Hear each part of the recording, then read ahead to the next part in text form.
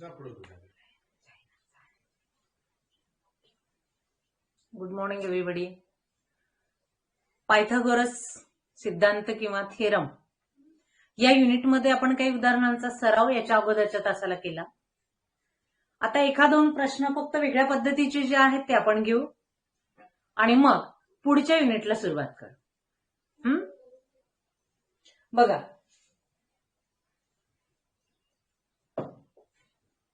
पुढचा प्रश्न असा आहे की आपल्याला एक काटकोन त्रिकोण दिलेला आहे.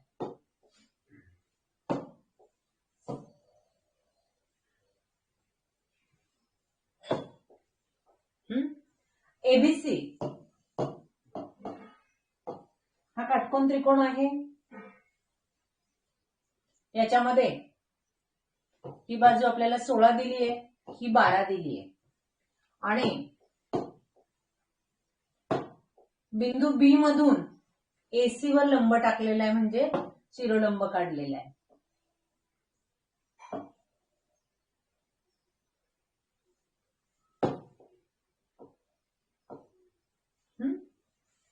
आणि आपल्याला जो शिरोलंब काढलाय बीडी, त्याची लांबी काढायची सांगितली बीडी. आणि ऑप्शन्स जे दिलेत मी ते फळ्यावर लिहिते. ऑप्शन्स आहेत 10, 12, तिसरा ऑप्शन आहे 9.6 आणि चौथा ऑप्शन आहे 10.6. चल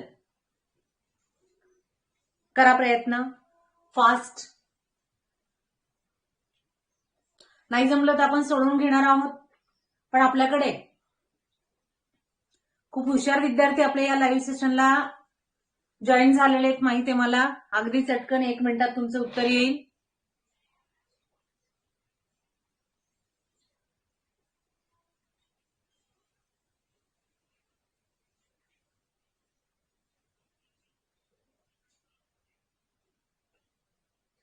आणि नसेल, तुम्हाला असं वाटत असेल की मॅडम तुम्ही सोल्युशन द्या, तर तसा मेसेज टाका.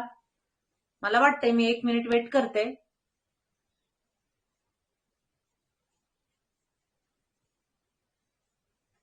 बर, क्षितिज आली आहे. हा ठीक आहे.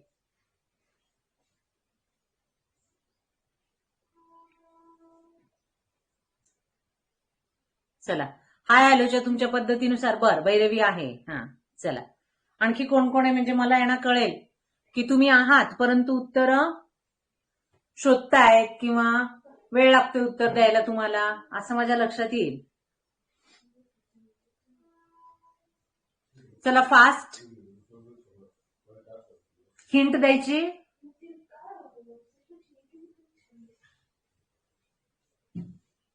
बघा, हिंट देणं गरजेचं आहे का, सांगा तसं. बर, श्रावणी हो म्हणते. हा, तन्मय पण आलाय. ठीक आहे. चला, तुम्ही पहिले काय करा, हायपोटेनस एसी काढून घ्या. आपल्याला पायथागोरस ट्रिपलेट किंवा पायथागोरसचं त्रिकूट कसं शोधायचं ते माहित आहे, बरोबर. भैरवी, प्रश्न असा आहे की आपल्याला बीडीची लेंथ काढायची आहे. बीडी इज परपेंडिक्युलर ऑन एसी.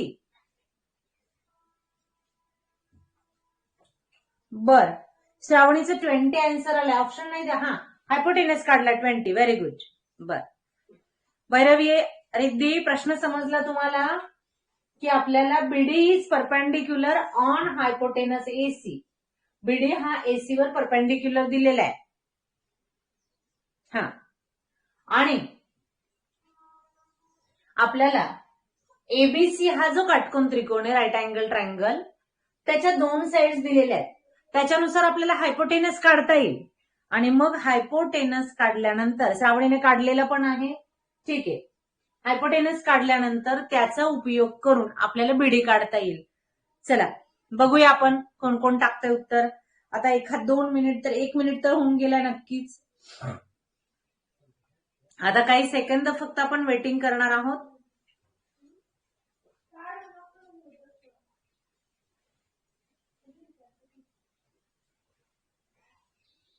बरं, रिद्धीने पण हायपोटेनस फाइंड केला. ठीक आहे, हायपोटेनस फाइंड केल्यानंतर आपल्याला बीडी या सेगमेंटची लेंथ फाइंड करायची आहे. Segment B D and BD is perpendicular on hypotenuse AC.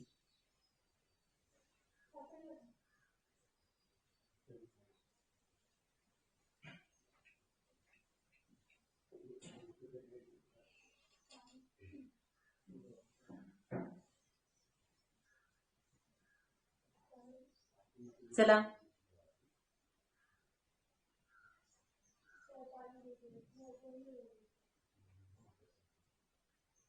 घेऊ सोल्युशन.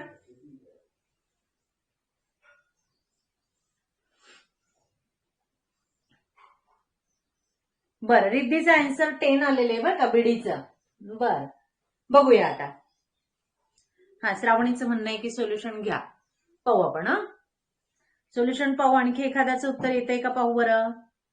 चला, भैरवी, तन्मय, मयुरेश, चला पटापट.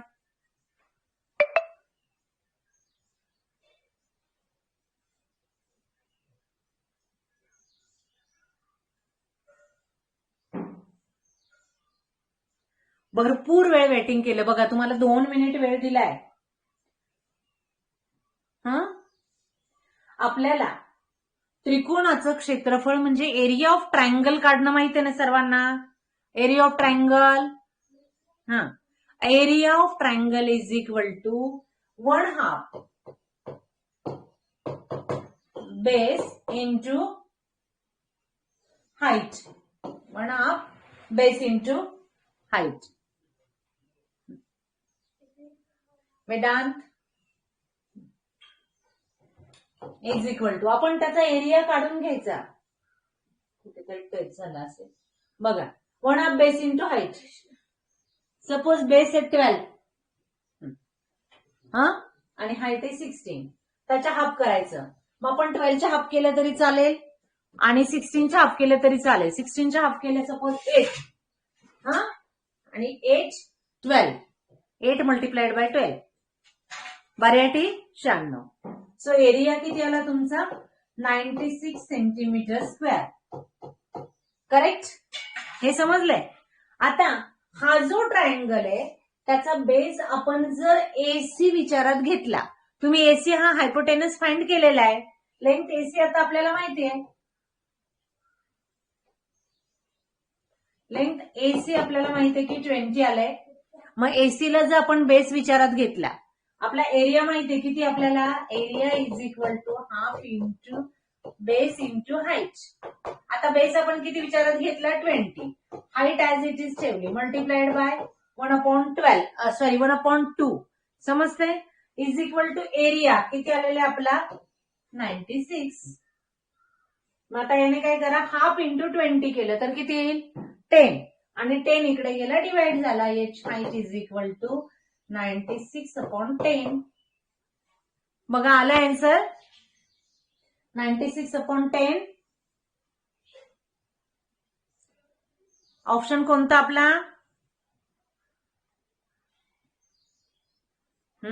Option number 3. भैरवी तुझं आलं का आता. ठीक आहे, पण बघ बेटा वेळ लागला नाही या प्रश्नाला. तन्मय, मयुरेश, रिद्धी, चला.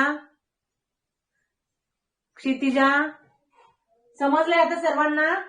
काय केलं आपण, फक्त या त्रिकोणाचं क्षेत्रफळ हा पाया आणि ही उंची घेऊन काढलं, ते आपल्याला 96 आलं सेंटीमीटर स्क्वेअर. पण आपल्याला माहितीये की हाच ट्रायंगल जो आहे त्याचा बेस आपण एसी जर विचारात घेतला आणि हाईट बीडी विचारात घेतली तर एरिया तोच येणार आहे. एरिया बदलणार नाहीये. मग हायपोटेनस जो आपण फाइंड केला 20 तो बेस म्हणून. बरोबर आहे की नाही. समजले ना सर्वांना. ठीक आहे, घ्यायचा पुढचा प्रश्न.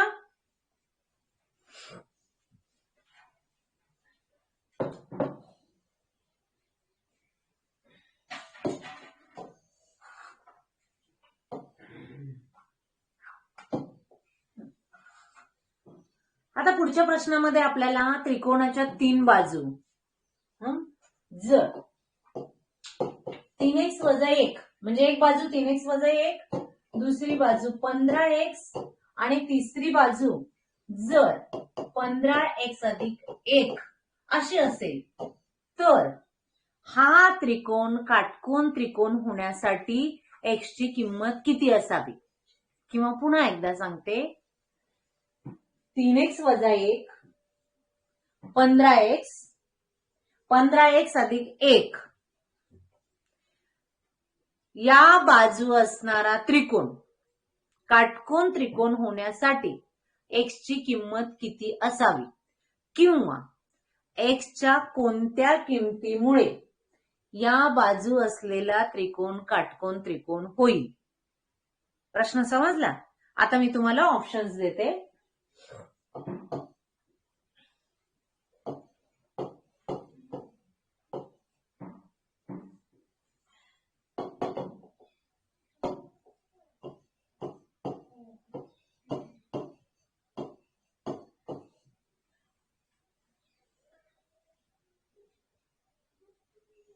बरं, रिद्धीने 5 आन्सर कशासाठी टाकलं होतं?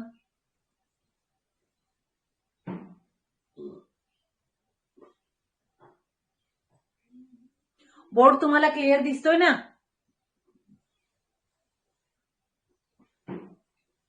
बर, आता 6 टाकलंय तिने, 6 म्हणजे ऑप्शन नंबर 2. बर,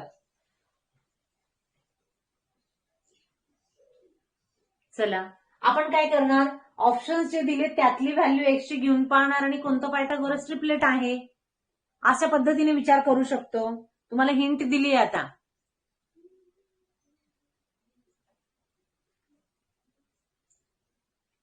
खरं तर मला असं वाटतं आता टायमर लावायला पाहिजे आहे ना, आपल्याला किती वेळ लागतो तो प्रश्न सोडवायला.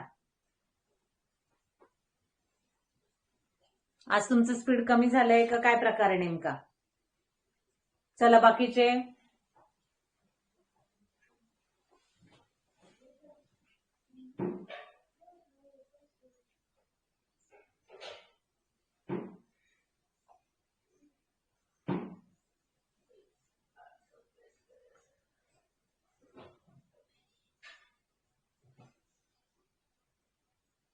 आता हे पहा, आपण स्कॉलरशिपचे विद्यार्थी म्हणजे स्कॉलर स्टुडंट आहोत.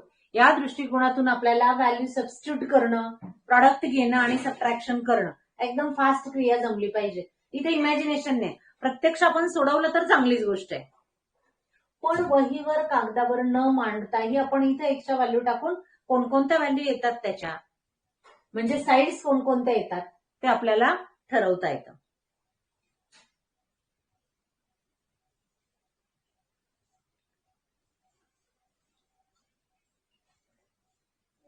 बर, भैरवीचा आलाय ऑप्शन 3. हा ठीक आहे, पण एरवीपेक्षा वेळ लागला बेटा, बरोबर ना?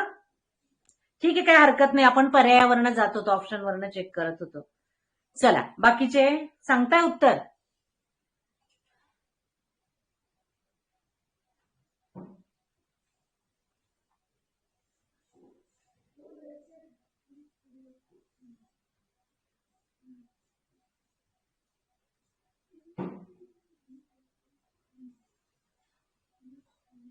बर, श्रावणीचं पण तेच आलंय. बर, आता सर्वांना वाटतंय का ऑप्शन नंबर 3 इज करेक्ट? चला येस नो टाका पटकन, म्हणजे मग आपल्याला. बर, तन्मयचं पण आलंय.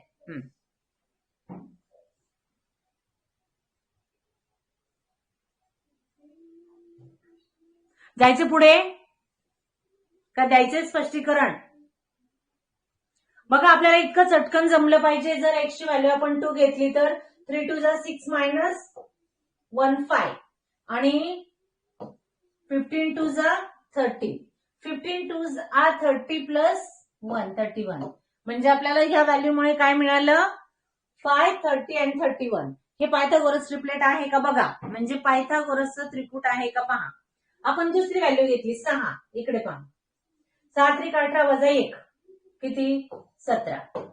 पुढे 15 सक 90. 6 घेतली ना किंमत, आणि इथं 15 सक 90 अधिक 1 91. आणि हे त्रिकूट आहे की नाही जर करायचं असेल तर 5 साठी 49. एकक स्थानी 9 येतो. हा, इथं 0 येणारे आणि इथे 1च येणार. याच्यातून आपल्याला ही वजा केली.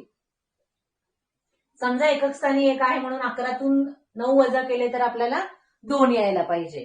आणि 2 एकक स्थानी असणारी संख्या पूर्ण वर्ग संख्या नसते म्हणजे हा विषय संपलेलाच आहे. हा तर ऑलरेडीच संपला होता. बरोबर. पुढचा ऑप्शन घेतला आपण 4. इथे आता किती आहे?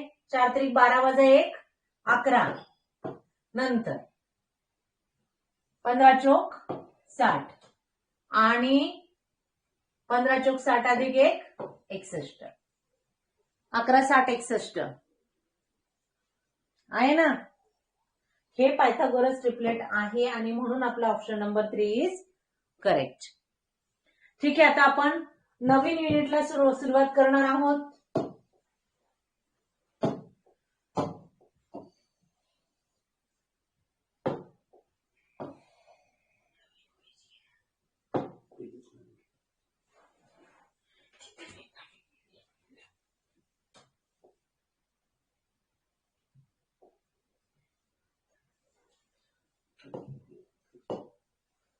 चौकोन व चौकोन रचना.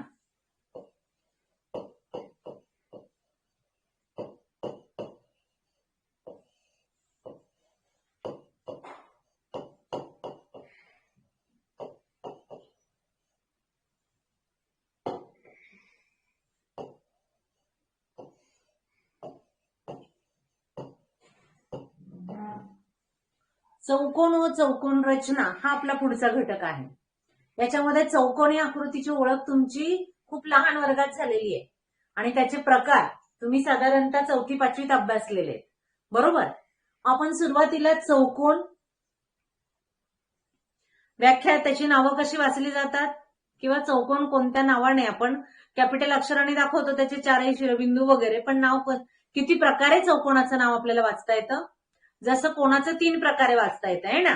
क्लॉकवाईज, अँटी क्लॉकवाईज आणि फक्त एक जो व्हर्टेक्स असतो मिडल त्याच्या नावाने. त्या प्रकारे ते पाहू आपण. त्याच्या सम्मुख बाजू म्हणजे ऑपोजिट साइड्स, ऍडजसंट बाजू म्हणजे लगतच्या बाजू. बरोबर. ऍडजसंट साइड्स म्हणजे लगतच्या बाजू. तसंच adjacent angle and opposite angle कसे लिहायचे. हायपोटेनस क्वाड्रिलॅटरलला किंवा चौकोनाला किती हायपोटेनस असतात आणि चौकोनाचे प्रकार आणि त्याचे गुणधर्म हे तुम्हाला नियमित म्हणजे रेग्युलर अभ्यासक्रमामध्ये पण आहेतच. बरोबर आहे. त्यानिमित्ताने तुमचा रेग्युलरचा अभ्यास होत जाईल. आता काही आपल्या शाळा सध्या सुरू नसल्याने म्हणजे ऑनलाईन चालू आहेत, परंतु अभ्यासक्रम तुमचा तिथपर्यंत आलाय की नाही माहित नाही. पहा. आणि चौकोन रचना म्हणजे कन्स्ट्रक्शन. रचना या शब्दासाठी इंग्रजी शब्द आहे कन्स्ट्रक्शन. आता कन्स्ट्रक्शन म्हणजे जॉमेट्रिकल इन्स्ट्रुमेंट्स जे आपल्या कंपास बॉक्स मध्ये असतात त्याच्या साह्याने चौकोनाची आकृती काढणं म्हणजेच चौकोन रचना म्हणजे कन्स्ट्रक्शन ऑफ क्वाड्रिलॅटरल. आता तुम्हाला माहिती आहे क्वाड्रिलॅटरल अँड इट्स कन्स्ट्रक्शन असं म्हटलं तरी चालेल. Quadrilateral and it's construction. आता पहा.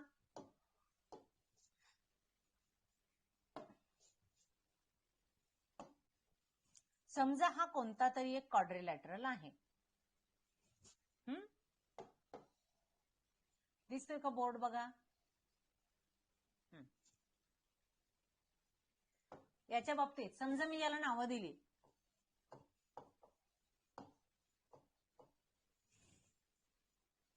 क्वाड्रिलॅटरल एबीसीडी म्हणजे काय. 4 शिरोबिंदू असणारी. बरोबर. एबीसीडी शिरोबिंदू, 4 कोन असणारी, 4 बाजू असणारी बंदिस्त आकृती म्हणजे चौकोन. बरोबर. आता हे इंग्रजीतून सांगायचं का चौकोनाची व्याख्या. मला वाटतं आवश्यकता नाही. बरोबर. आता याच्यामध्ये आपल्याला एबीसीडी याचं नाव लिहिताना आपण लिहितो क्वाड्रिलॅटरल एबीसीडी. सांगा बरं किती प्रकारे चौकोनाचं नाव आपल्याला लिहिता येईल. मी जर एबीसीडी असं म्हटलं तर मला क्वाड्रिलॅटरल एडीसीबी असं पण म्हणता येतं. बरोबर. किती प्रकारे लिहू शकतो. 4 प्रकारे. मला असं वाटतं की दिलेल्या चौकोनाचं नाव आपण 8 प्रकारे लिहू शकतो. जर ए या व्हर्टेक्सचा उपयोग करून आपण एबीसीडी आणि एडीसीबी असं लिहित असू, तर बी या व्हर्टेक्सचा उपयोग करून बीएडीसी क्वाड्रिलॅटरल, बीएडीसी क्लॉकवाईज आणि बघा क्लॉकवाईज अँटी क्लॉकवाईज बीसीडीए. तसंच तुम्हाला सी या व्हर्टेक्सचा उपयोग करून सीबीएडी, बरोबर की नाही, आणि क्वाड्रिलॅटरल, बरोबर, सीडीएबी.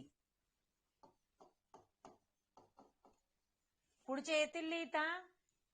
क्षितिजा म्हणाली होती 8 प्रकारे.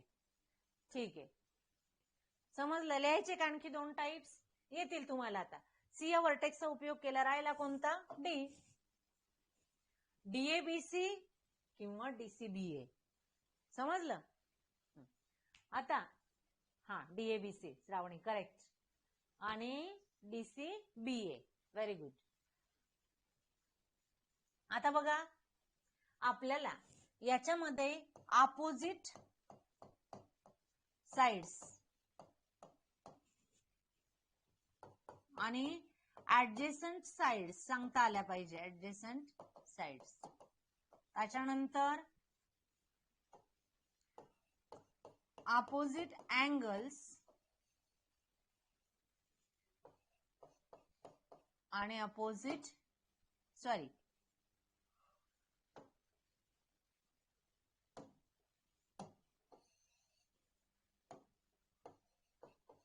Adjacent angles. आता बघा, अपोजिट साइड्स सम्मुख बाजू,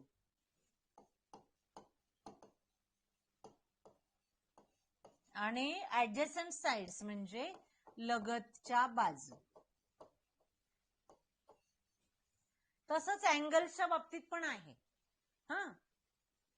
अपोजिट अँगल्स म्हणजे सम्मुख कोण आणि ऍडजेसंट अँगल्स म्हणजे लगतचे कोण. येतील सांगता तुमच्या, मला माहिती आहे सर्वांना सांगता येतील. टाईप करण्यामध्ये वेळ जाणार, आपण वेट करणार. त्यापेक्षा बघा, एबी ची अपोजिट साइड डीसी, एडी ची opposite side B C. Adjacent A D ला ऍडजेसंट एबी पण आहे आणि डीसी पण आहे, बरोबर.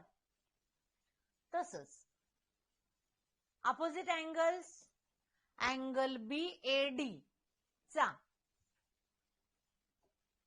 अपोजिट अँगल कोणता?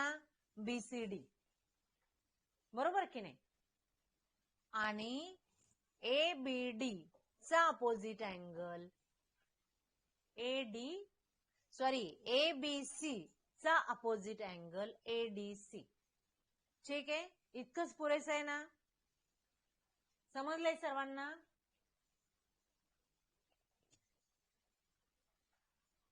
तशा या बेसिक गोष्टी आहेत आणि आपण खालच्या इयत्तेत शिकलेलो आहोत. ठीक आहे. आता पुढे diagonals of quadrilateral. Opposite vertices जेव्हा आपण जोडतो,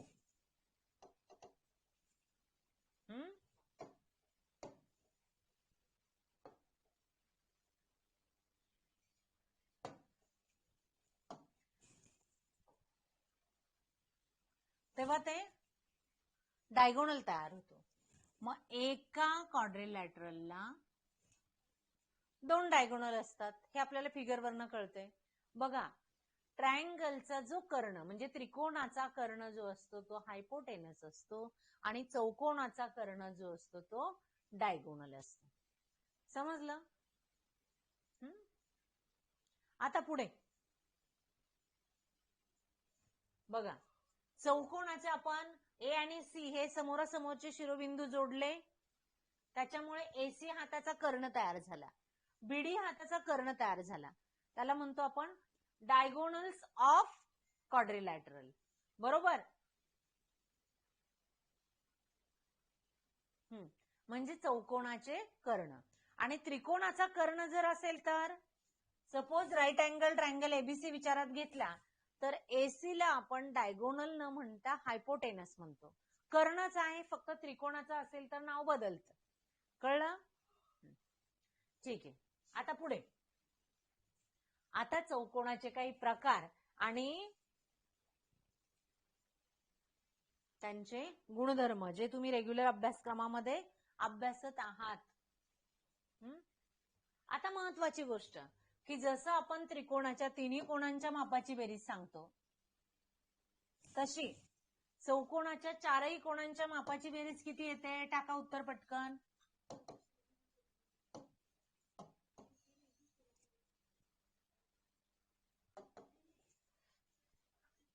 ठीक आहे. हा, फोडलंच पाहिजे असं काही नाही. हा, बरोबर 360 अंश. मयुरेशने पण टाकलंय, शाबास, व्हेरी गुड. आता इथे आपल्याला दिसतंय पहा, हा आपण काय केलं होतं? स्क्वेअर घेतला होता, म्हणजे चौरस, ज्याचे चारही कोण काटकोण असतात, म्हणजे 90 अंशाचे. बरोबर? 90 अधिक 90 अधिक 90, 9 चोक 36, म्हणजे 360. बरोबर? आता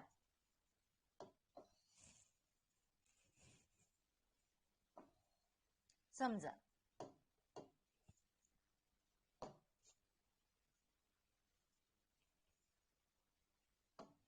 आपण हा एक चौकोन विचारात घेतला. कोणता प्रकार आहे? टाका बरं मला. चौकोनाचा प्रकार कोणता आहे? कोणाला ओळखता आला? मराठीत इंग्रजीत कसंही टाका. कोणता प्रकार आहे चौकोनाचा?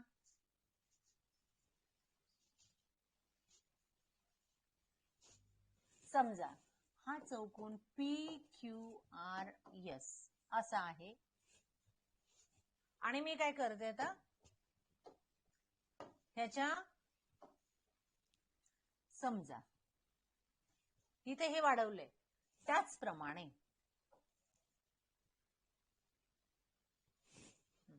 चौकोनाचा प्रकार टाका, तोपर्यंत माझी पुढची कृती चालू आहे.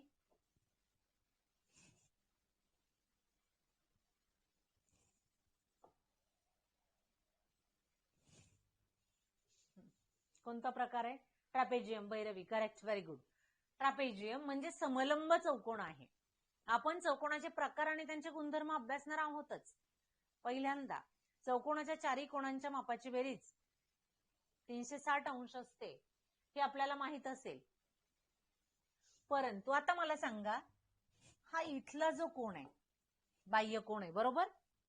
हा पण एक बाह्य कोण आहे, हाही एक बाह्य कोण आहे आणि हा सुद्धा एक बाह्य कोण आहे. ह्या चारही कोणांच्या मापाची बेरीज सांगा किती येईल.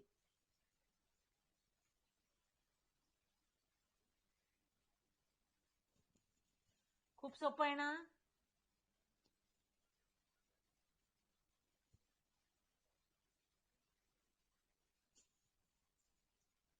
करेक्ट,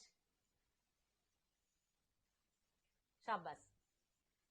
हे बघा, आपल्याला माहित आहे हा हा हा आणि हा कोण, यांची बेरीज जर 360 येते तर त्याच्याशी रेषीय जोडी करणारे जे कोण असतील बाह्य कोण, त्यांच्या मापांची बेरीज सुद्धा 180 अंश येते.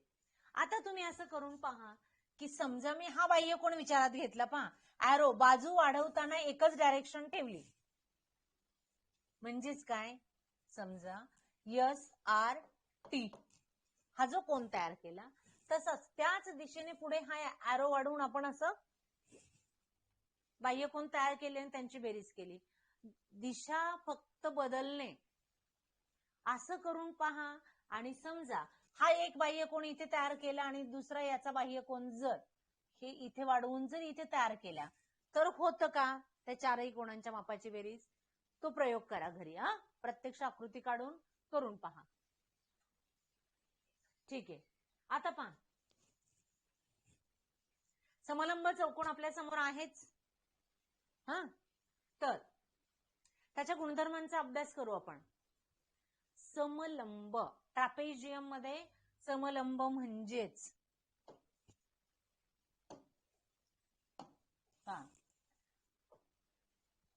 हे जे अंतर आहे तितकंच अंतर हे आहे. आणि इथे 90 डिग्रीचा अँगल आहे. दिसतं ना हे परपेंडिक्युलर. याची वन पेअर जी आहे, one pair of side that is PS and QR या पॅरलल आहेत. Side PS and QR are parallel. Property कळली त्याची की समांतर आपल्या ट्रॅपेझियम म्हणजे समलंब चौकोनाच्या एक बाजूंची जोडी किंवा बाजूंची एक जोडी समांतर असते आणि म्हणून तर समलंब म्हटलंय. म्हणजे सपोज याला आपण जर म्हटलं यम आणि याला एन म्हटलं तर PM आणि SN यांची लेंथ काय आहे, इक्वल आहे. ही त्याची प्रॉपर्टी आहे. आता जर समद्विभुज समलंब चौकोन असेल म्हणजे आयसोसिलस ट्रॅपेझियम. आयसोसिलस म्हणजे ह्या दोन बाजू समजा त्याच्या सारख्या आहेत. तर काय काय प्रॉपर्टीज आपल्याला सांगता येतील ते बघा. आपण याचं हे करू, डायगोनल्स काढू. सपोज PR अँड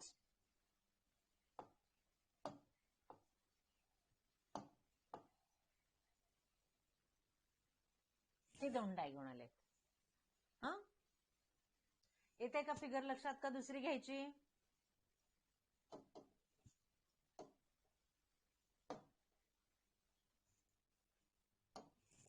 बघा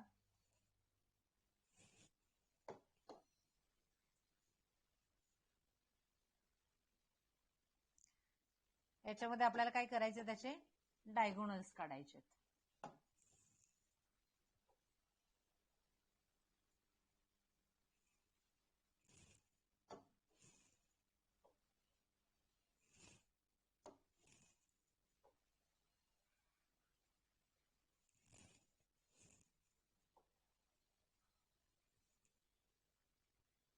आणि असं समजलं की आपण काय आहे, हा आयसोसिलस ट्रॅपेझियम म्हणजे समद्विभुज समलंब चौकोन आहे.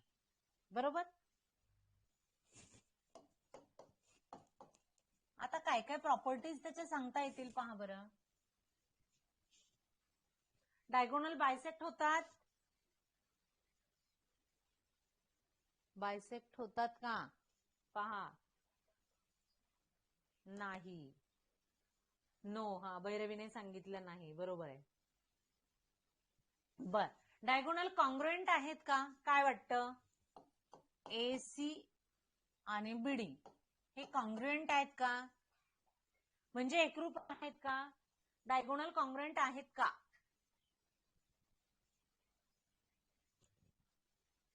नाही.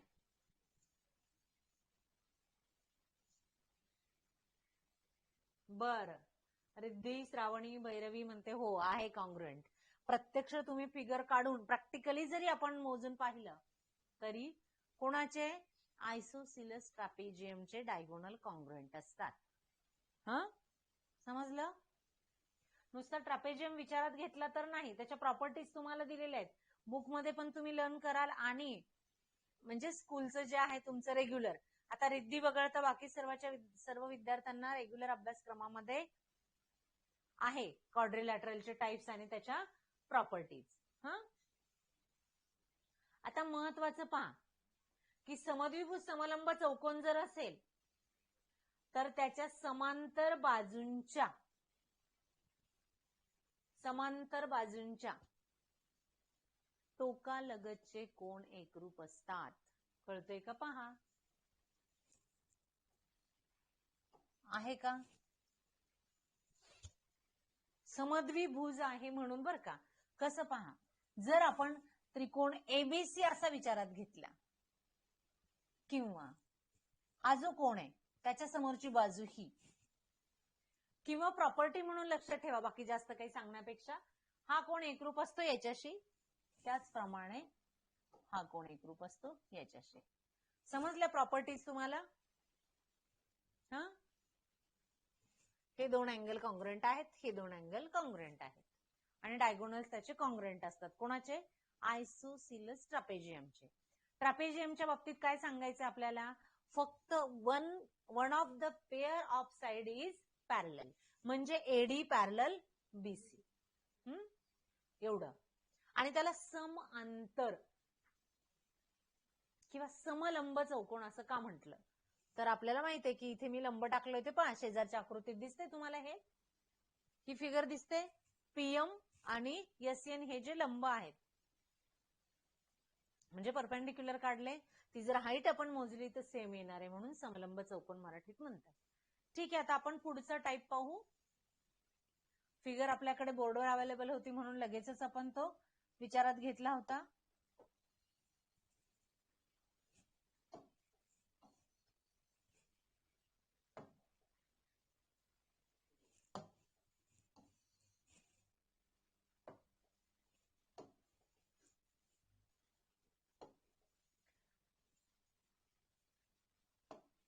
पहा, सर्वात पहिले आपण जो घेतला होता तो कोणता आहे, स्क्वेअर. स्क्वेअरच्या डायगोनल्स बद्दल काय सांगता येईल बघा.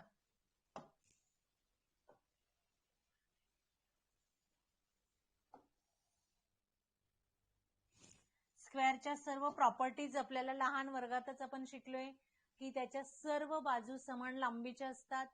All sides of the square are congruent, that means have a equal length.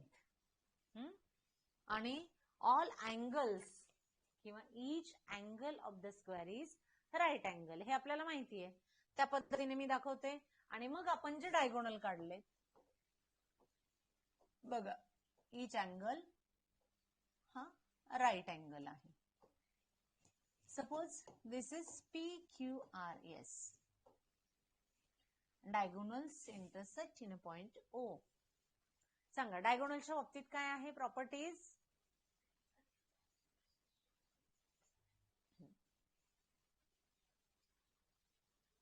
बघा, आपल्याला ह्या सगळ्या प्रॉपर्टीज साइड आणि अँगलच्या बाबतीतल्या माहिती आहे. डायगोनल्स जे आहेत ते त्याचे कॉन्ग्रुएंट असतात आणि दे आर परपेंडिक्युलर बायसेक्टर्स, म्हणजे ते परस्परांना काटकोनात छेदतात. They are perpendicular bisectors. Bhairavi, correct, very good. समजलं ह्या प्रॉपर्टीज. आता आपण पुढचा टाईप याच्याशी कम्पेअर करण्यासाठी लर्न करणार आहोत.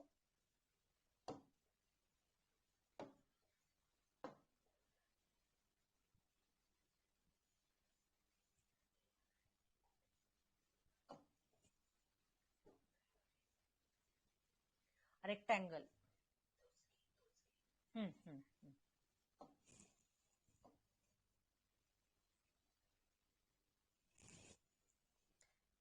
दिसते फिगर.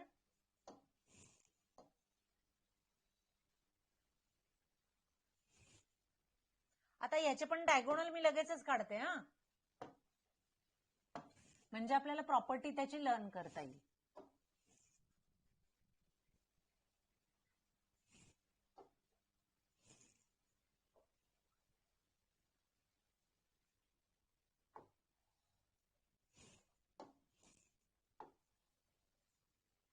बघा, आता डायगोनल्स कॉन्ग्रुएंट दिसतात का तुम्हाला.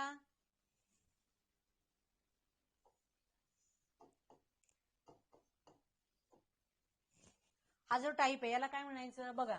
पहिला होता आपला ट्रॅपेजियम, त्याच्यानंतर स्क्वेअर आणि हा रेक्टँगल. आता ट्रॅपेजियम म्हणजे समलंब चौकोन, स्क्वेअर म्हणजे चौरस आणि रेक्टँगल म्हणजे आयत.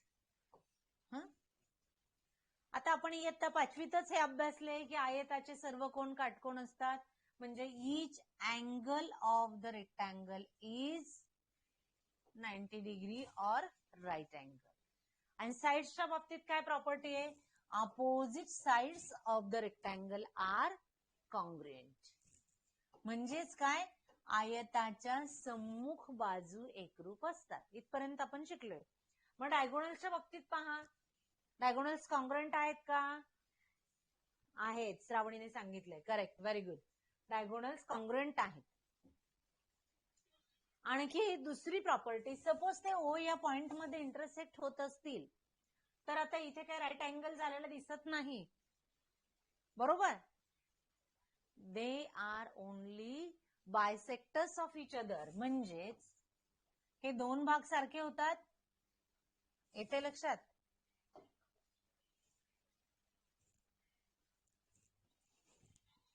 पा हे दोन भाग सारखे होतात आणि हे दोन भाग सारखे होतात, म्हणजे diagonals of the rectangle bisect each other, बरोबर. ते बायसेक्ट होतात. आता मला सांगायचं काय, नीट लक्षपूर्वक ऐका. हा जो चौरस आहे त्याला आपल्याला आयत म्हणता येईल का? पहा बर का, चौरसाला आयत म्हणता येईल का? स्क्वेअर हा रेक्टँगल असू शकतो का?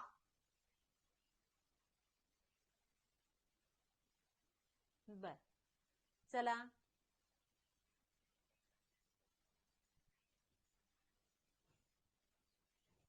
नाही म्हणता येणार. बर, आता पहा, मी काय विचारला प्रश्न तुम्हाला, चौरसाला आयत म्हणता येईल का? प्रश्न काय माझा येते लक्षात तुमच्या? चौरसाला आयत म्हणता येईल का? येईल. कारण पहा, आयत होण्यासाठी चारही कोण काटकोन लागतात, बरोबर. आहेत चारही कोण काटकोन आपल्याकडे. दुसरं, आयताचे कर्ण एकरूप असतात, आहेत कर्ण एकरूप, त्या गुणधर्मापर्यंत जायची गरज भासत नाही आपल्याला. परंतु आयतामध्ये समोरासमोरच्या बाजू सारख्या असतात.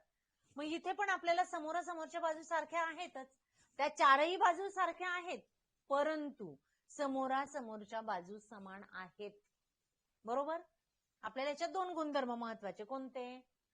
की प्रत्येक कोण काटकोन, इच अँगल राईट अँगल, आणि अपोजिट साइड्स कॉन्ग्रुएंट. मग इथे इच अँगल 90 डिग्री आहे आणि अपोजिट साइड कॉन्ग्रुएंट आहे. म्हणजे काय पहा, चौरस हा आयत असतो, बरोबर. आता आयत हा चौरस आहे का? आयताला चौरस म्हणता येईल का?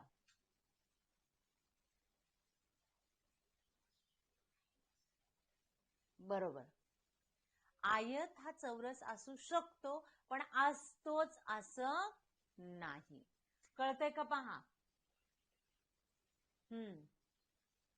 आयत हा चौरस असू शकतो जर त्याच्या सर्व बाजू समान असतील तर, परंतु प्रत्येक वेळी तो चौरस असेलच असं नाही. कारण चौरसाला आपल्याला काय पाहिजे, चारही कोण काटकोन ही अट जी आहे ती आयतामध्ये आहे आपली पूर्ण होते, परंतु चारही बाजू सारख्या असणं गरजेचं आहे चौरस असण्यासाठी.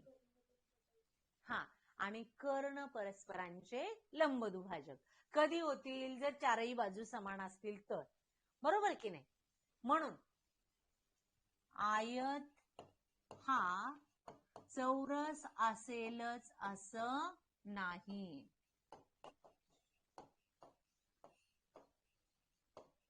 असेलच